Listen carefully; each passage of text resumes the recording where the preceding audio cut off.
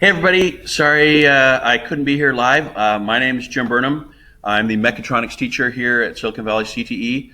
I'm super excited about this next year. This will be my third year teaching this class, so it's kind of settling down and we're kind of getting things organized. So this will be the best year yet. Sorry I can't be there live. My superintendent Alyssa asked me to host or to be on a part of a panel on manufacturing with the San Jose Manufacturing Organization, and so I couldn't be here tonight. But I'm going to give you some overviews. I'm going to have some more video attached here to talk about the class. Hopefully I'll answer many of your questions, but if you have questions, please send me an email. I'll give you my contact information as well. And send me email, and I'm certainly happy to chat with you. I probably will send some mail over the summer to all the new students as they've been registered in the class, and kind of get folks ready for next year. I'm super excited. See you in a bit.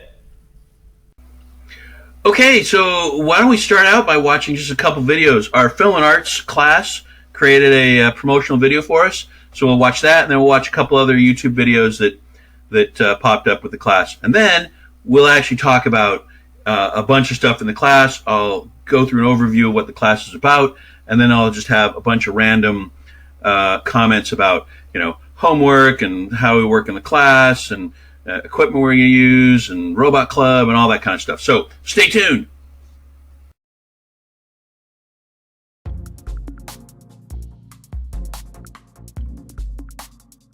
So we live in Silicon Valley, and this is the epicenter of technology. And so here at Silicon Valley CTE, we're trying to create students who have the skill sets to actually work in this valley.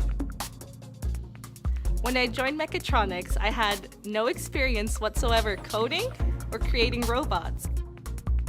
I feel this class is very beneficial living in Silicon Valley due to the technical advances that are happening in this day and age.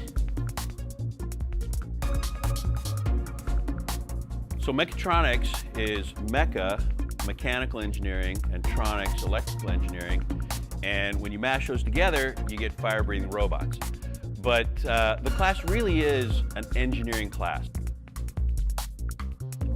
So if we're looking at the notable projects, the major projects that we do in this class, we will of course learn C++ and program Arduinos, and that's a little hardware board, and we'll learn how to get signals in, switches, sensors, motion sensors, those kinds of things, and then control motors and stuff like that. When they gain that foundation, then they can take that knowledge and actually build a differential driven robot.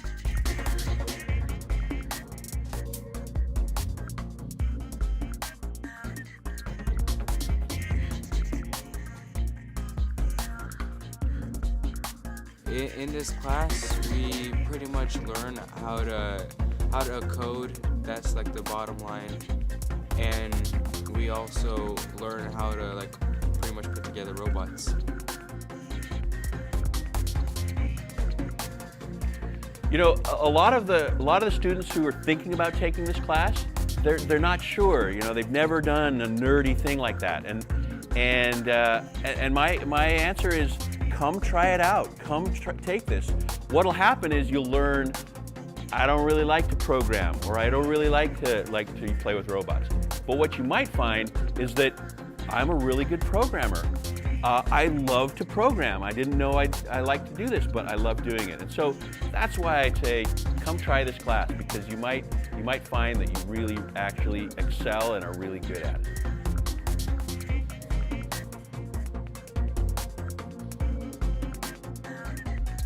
This is the first year of this Mechatronics class, so we had never had this class before, so I'm building this class from the ground up, and it's kind of a learning experience for me as well as the students, but come and enjoy and learn some technology.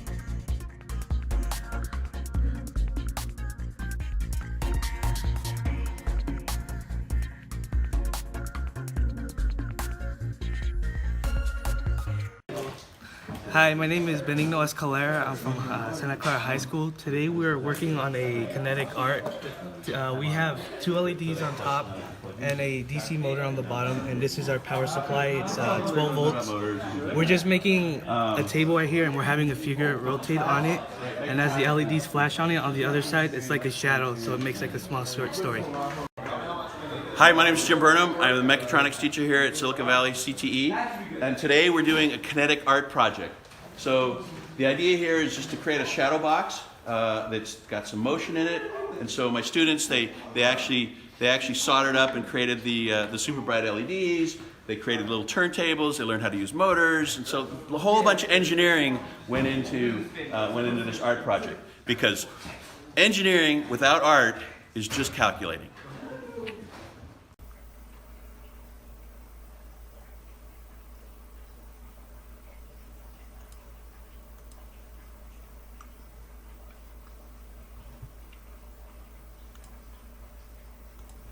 All right, this is Mr. Burnham in 60 seconds. So I was born in LA, Los Angeles, California. When I was 6 months old, we moved to Bogota, Colombia. My dad was an accountant, and he worked for Winnie Murray, Ernst & Young now. And so I spent my first 5.5 years in Bogota, and then we moved to Brussels, Belgium. And so then I spent the next few years till I was just turning 12 in Belgium. And so in Bogota, I learned Spanish, and then in Belgium, I got all confused and maybe learned a little bit of French, but not really. And then when I was 12, we moved to Cleveland, Ohio. And there I got to see 2 lunar eclipses. I got to meet John Glenn. And then my dad changed jobs. He could go work for a bank in London, he could go work for a bank in San Francisco, or he could go to work in Bartlesville, Oklahoma. He chose Oklahoma. And so I spent my last 2 years of high school in Oklahoma, but then life sped up. I went to a year of college out of Brigham Young University in Utah. I spent 2 years in Chile. Then I came back and spent a semester at Oklahoma State University. All right, this is Mr. Burnham in 60 seconds. All right, I'm going to redo this because it's more than 60 seconds. But so life sped up, and I married my high school sweetheart, and then I went back to school. Had 4 more years of school at Brigham Young University. Got my degree in electronics engineering technology. So life as an engineer. I was an intern and then summer internship at Beehive Telephone, super tiny company. Then I worked came out here to California, and I worked for Amdahl in Sunnyvale. They no longer exist anymore.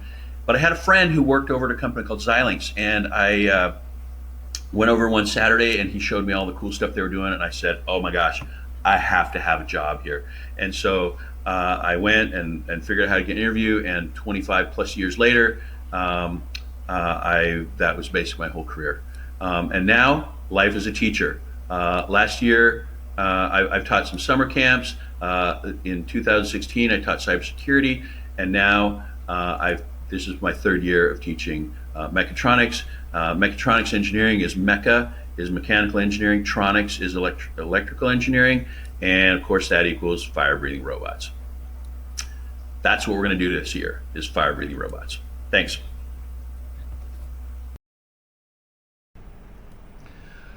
All right, so let's learn a little bit about mechatronics. And I'm not expecting any of my students to actually have any experience using electronics or programming or robots or anything like that.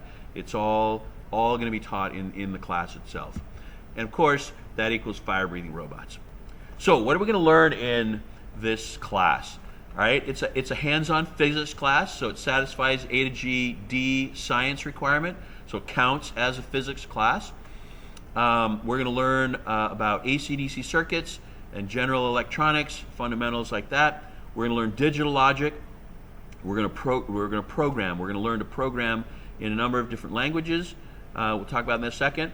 We've got some 3D printers in the room. We're going to learn a little bit about pneumatic systems. some programmable logic controllers, and then of course, lots of robotics.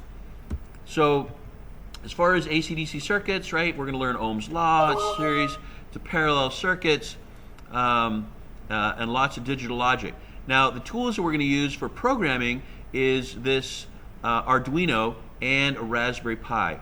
We're going to learn to program in C++ with the Arduino, and we're going to learn to program in Python with the Raspberry Pi. And like I said, most of my students have never had any programming, so don't let that scare you. We're going to learn from the very, very beginning on how to program. We've got 3D printers, and so we're going to do some 3D design. We'll learn how to, do some CAD drawings in 3D CAD tools, and then print those out. Like I said, we're going to play around a little bit with some pneumatic systems. And then, of course, programmable logic controllers, industrial controllers, and industrial robots. I have this FANUC robot in my classroom, and we'll have some modules where you will learn to drive that robot, use that robot, move it around, and do stuff with it. So that's going to be super cool. We also do lots of competitions with our little robots. So we build little don't drive off the table robots. We play with these VEX robots. We build some little submarines. And we have opportunities to compete locally against other high schools or regionally and state. And this year, my VEX competitors built some little VEX robots, and we competed in Skills USA, and they won 3rd place in regionals and placed about 5th in the state. So that's really cool. So everything I do is hands-on, lots and lots of hands-on, lots of project-based learning. So you'll be doing things individually, but you'll also be doing things in teams. And so, for example, one of the very first projects we do is this Arduino Rube Goldberg project, where we learn the basics of programming with the Arduino, but then we end up building a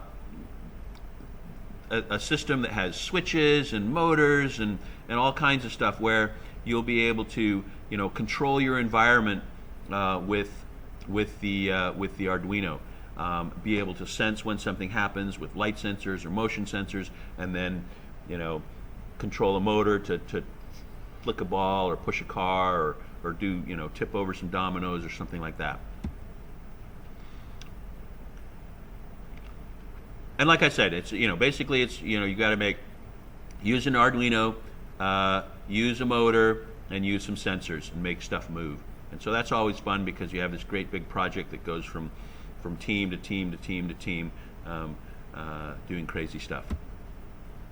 But it's a really good project because it causes students to have to interact as teams. It causes them to negotiate with their teams before and after them. It also allows them to document the whole process. They document what worked, what didn't work, how they solve it. They've got to have some source code, got to have code that they've written, and they present. They present their section and how it worked and how it interacted with others. So it's a really great project, and all my projects are kind of like this, where you're gonna have a presentation part of it, you're having some documentation part of it, and then lots and lots of hands-on parts. Plus, we're going to do Halloween. Last few years, we've been doing a haunted house here at the school, and my students get to build and create stuff that work inside the haunted house. So that's cool. So meet my students, right? You come from all over San Jose and Silicon Valley. Some of you know absolutely you're going to college right after high school. Many of you, this might be, you might be the first person in your family considering even going to college. Half of you don't even know, what you're going to do after high school. And some of you tentatively say, will there be a lot of math? Well, there'll be some math, but we'll learn all the math that needs to be learned in class as part of the projects. So I'm not expecting you to be a super math whiz even coming into my class. So I'm glad you decided to take a chance on me in my mechatronics class. It's going to be super fun. We're going to do some super fun stuff, and you're going to be able to excel and learn and do all kinds of things and really have control of the projects that you work on. My hope for you is that you really get a good knowledge of hands-on engineering. If you don't know what you're doing after high school and you don't know if you're going to be going to college, well, the plan is that you will be able to get a FANUC robot handling, tool handling certification. You will have exposure to programmable logic controllers and industrial control. So being able to go into factory automation and those kinds of things, those entry-level jobs, should be able to go into some of those jobs right out of my class. But if you're going on to college or thinking about going to junior college, this is a great pathway for electrical engineering, mechanical engineering, mechatronics engineering, computer science. All of those are great pathways for this class. And of course, fire-breathing robots, and you can't go wrong with that. Hey, thanks, and I'll maybe have a couple more videos, but certainly if you've got any questions, I'll give you my contact information as well, and you'll be able to email me and ask me any additional questions you want. All right, so let's explore the question of how hard is my class? So I have really high expectations of my students. I'm expecting you to work. I'm expecting you to learn. I'm expecting you to be able to focus on the tasks that we do. But I'm also expecting that most of you, if not all of you, have not had any coding classes, have not had any electronic classes, haven't played with robots at all. So I understand that you're going to come to my class hoping to learn electronics and hoping to learn engineering and try something out that maybe you haven't ever thought about trying, but I don't expect you to know very much about this topic. And that's what we're going to do, is we're going to learn that in this class. So, as I said, my expectation is that you don't have that experience. If you do, that's great, and you'll just be ahead and be able to work on projects that we can, step up. But if you don't, we're going to learn how to code from the very beginning. We're going to learn electronics from the very beginning. We're going to learn to play with robots and program robots from the very beginning. So know that I'm going to expect a lot of work out of you, but know that we are going to learn how to do that in class. And I will provide the instruction and the lab and the experience and the time for you to be able to learn those things. Muy buen días. Yo puedo hablar español, así que si habla español, puedo ayudarle con las tareas o laboratorios o otras cosas. Algunas veces permite que los estudiantes se puede escribir algunas tareas en español. Si es más cómodos escribir en español que en inglés. Sí, puedo hacer eso a veces. I'm also trying to learn some Mandarin, although I only know tiny bit, but I'm going to be, this summer, I'm actually going to be in Taiwan, and so I want to learn a little bit of Mandarin as well. They say, if you speak 3 languages, you're trilingual. If you speak 2 languages, you're bilingual. And if you speak 1 language, then you're an American. So I really applaud folks who learn a second language, third language, fourth language. I got a friend of mine, he's knows 6 languages. My dad can speak 8 languages. It's crazy. I just speak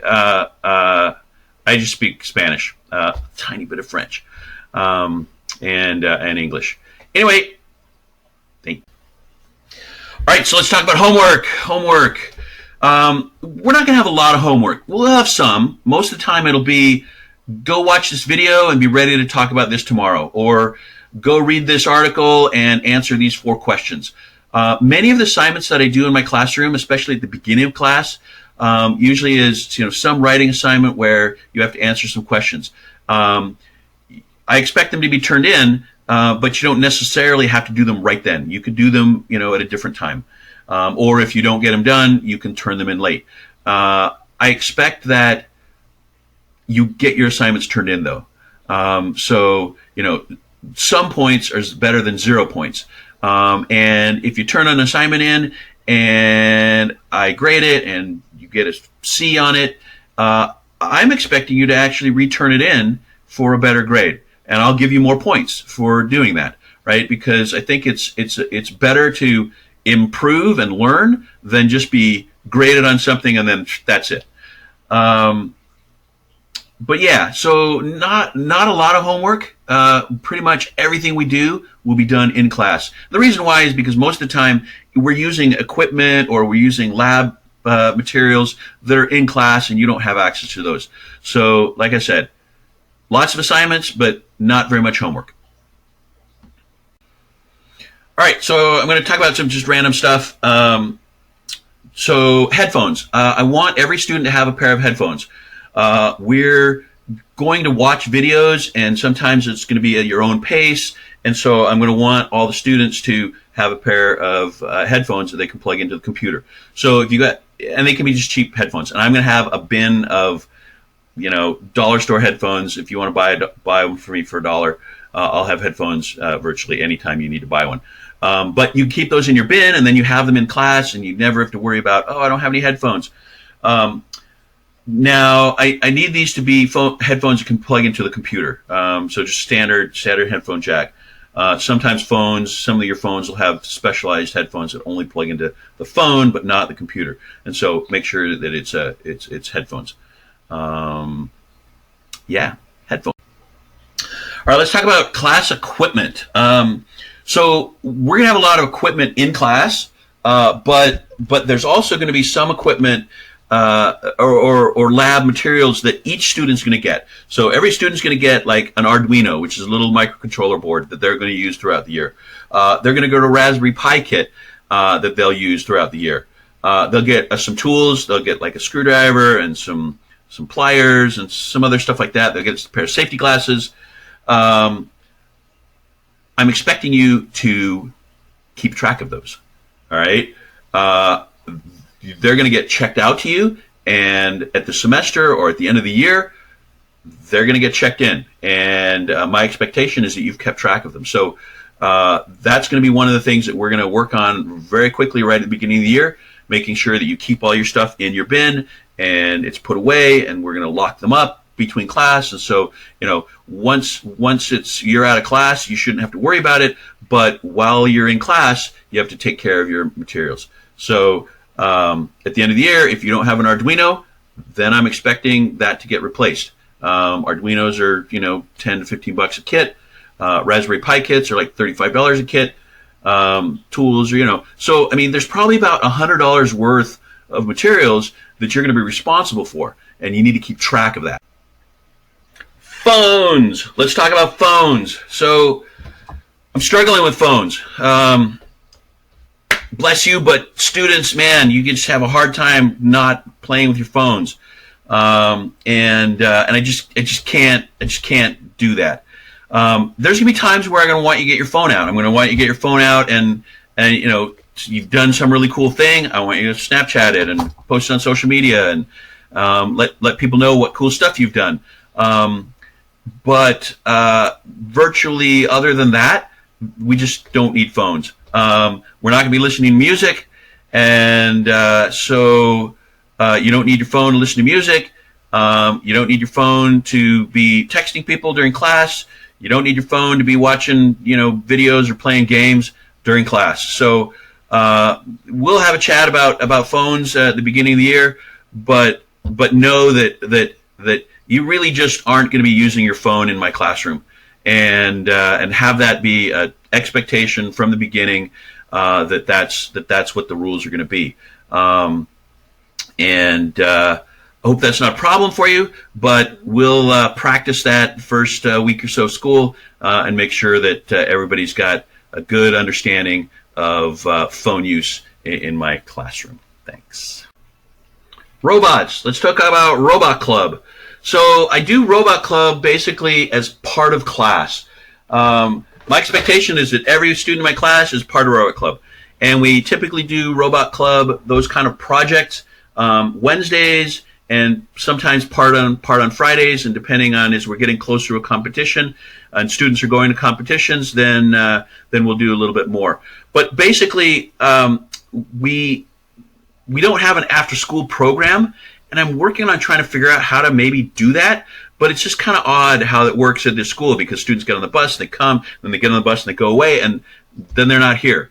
And so having an after-school robot club is difficult. So what I do is I do it in class. Just part of our 2 hours or 3 hours of class, we'll have a robot club a couple times a week. Every one of my students will be on a team that'll work on some robot club project. Not every team will be going to actually competitions. Those that want to will make that arrangements. So what do? We do Vex. That's kind of an erector set style robot. We do some tabletop robots like Don't Drive Off the Table. We do some submersibles, ROVs. I've got a pool, and we'll do some little robots that go in the pool. And then we do just all kinds of random stuff. Whenever I find some competition we can get into, I try and get students to be involved. So we got cut off with Robot Club, but we do some other competitions. I've got some hydrogen-powered cars, that little race cars, and then we also we're working on just some others. I've got some little remote control cars that we've hacked with Raspberry Pis and turning them into autonomous vehicles, and there's some competitions for that as well. So students, be ready. We're going to do some really crazy fun things and let you have a lot of choices on kind of competitions you do.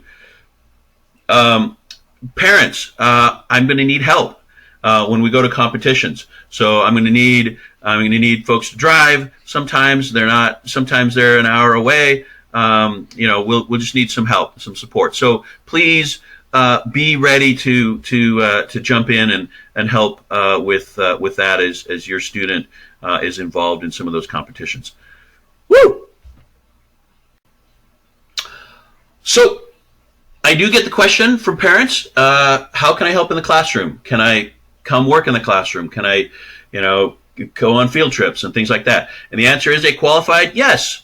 So I'm totally game for that. I can always use help in class during labs, during kind of our robot club time frame, which we do during class, and stuff like that. So yeah, if you wanna come, be in my classroom, work in my classroom, we can work that out. The other thing though is that if you are someone who has some expertise or knows someone and says, oh, this person is really good with robots, or they work at this really cool place and they would love to come talk to your students, I would love to have guest speakers. And my goal is to have one every other week, maybe even every week if I could do that. And so please, if you know somebody or you want to be involved with my class, please let's chat and kind of figure that out, put a schedule together, and do some stuff like that. Especially if you know places that would be interesting to go for field trips. We do get some budget to do field trips, and so I'm always game to go off and do field trips as well. So yeah, talk to me. I'd love to have you in my classroom. All right, so that's it. I probably got tons of other stuff that you might have questions about. I'm going to publish a bunch of stuff. I'm going to have a handout that has contact information, a link to a website where you can get more information, potentially a syllabus that you can look at, a bunch of other stuff. So stay tuned, and I'll post at the end of this video, I'll post my contact information as well. But like I said, I'll have a handout that you can do. All right, so I'm super excited. I'm super excited. Can you tell that I'm excited? It's going to be a super great year. All right, see you later.